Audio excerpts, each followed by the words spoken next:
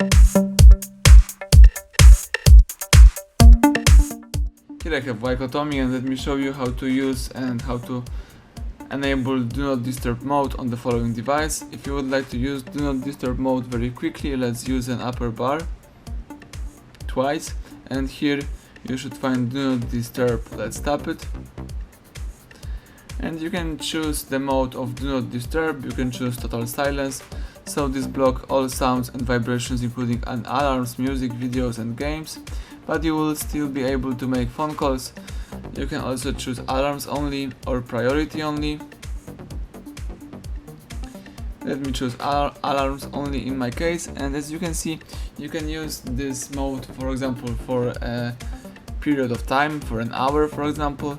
You can also choose until you turn it off. So let me choose until you turn it off. And as you can see right now, the Do Not Disturb mode turns into alarms only right here, and the icon of this mode is also right here.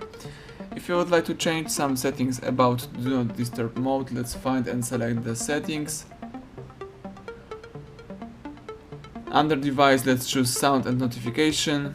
Here you have to choose Do Not Disturb, and you can choose priority only allows, and here you can change some exception, for example the reminders, events, the messages, calls. For example, you can just use calls from contacts only. You may also handle with repeat callers. Let's go back. You may also change some automatic rules, so you can turn on the Do Not Disturb mode automatically, for example every weeknight, every weekend, and some other customized rule.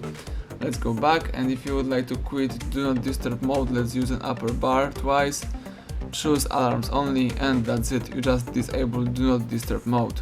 So thank you for watching. Please subscribe our channel and leave thumbs up under the video.